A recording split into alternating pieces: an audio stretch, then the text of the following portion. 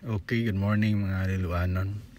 Na ako nagbarog ani sa may Kabadyangan, Liluan at bang sa Kabadyangan, Compostela.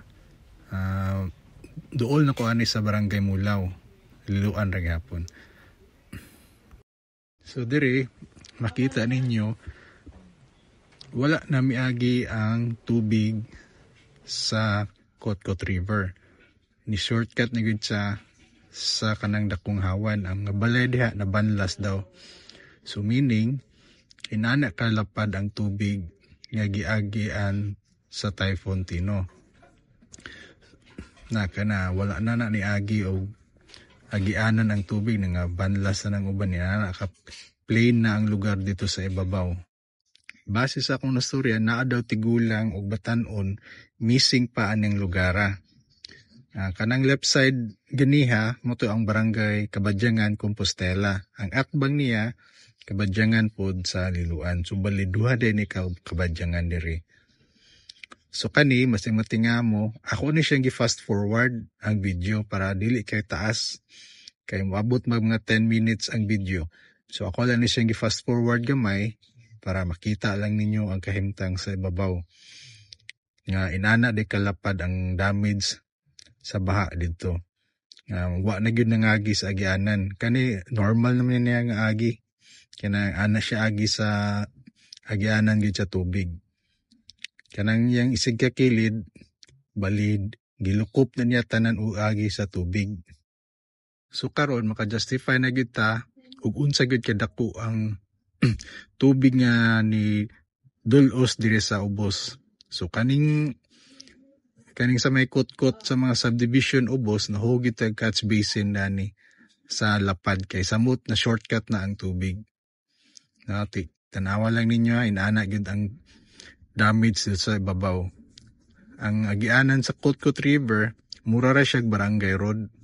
Pero during sa baha ang tubig nangagi na sa highway, inaana kalapad siya. So murag wa gyud makaya sa iyang gamayng agianan sa kadako sa tubig o kadaghan. Na inana ka plain now. Imagine lang inana ka gamay kaning atbang murag di kayo murag damage na murag hitsas pa man yang atbang. Kanang mga balay dia naigamay dire sa kilid lang. So diri nagkagamay na ginudan ay nabuslot nga pipe oh. Nagkagamay na diri ang agianan. Na so pagkahuman, ni-stop na ni diri ang drone. So nibalhin na sa ubos na ako nibalhin sa may Sinins Resort. So mga gyapon, lapad gyapon yang giagian sa tubig. Makita nimo gamay ang agianan, murag barangay road. Kani continuation na nanako sa may Sinin ani. Si flat kayo gyapon, inana ayang gilapdon gyapon sa baha. So ato lang subayon and kamuletan aw kung unsa inyo masulti ani atong flood walling diri sa Kotkot River. Samot corner oh.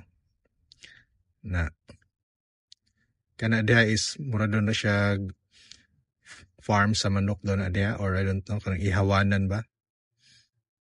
Kanang nasa left. Kanang left Compostela na nangasay na. Kabadyangan. Si Naro na gid kay diri nagkagamay. Naog na ni siya ngadto sa Ilaya katong corner paduong na gid sa katong kot-kot nga mga subdivision. Kani.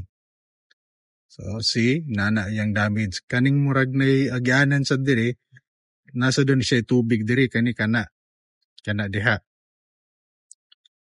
Pero imagine na, niapaw na rin tubig kana. Diha gikan ang tubig nga nasud dito sa mga village aning Kotkot. Sa una, murag nagbuhat ra siya daan. Kanang na murag na ining kanal sa kilid, kana. Karon sa kakusog, niapaw ba ang tubig. So muna nang lapas mo, nang paspas kay ni so dito sa mga village.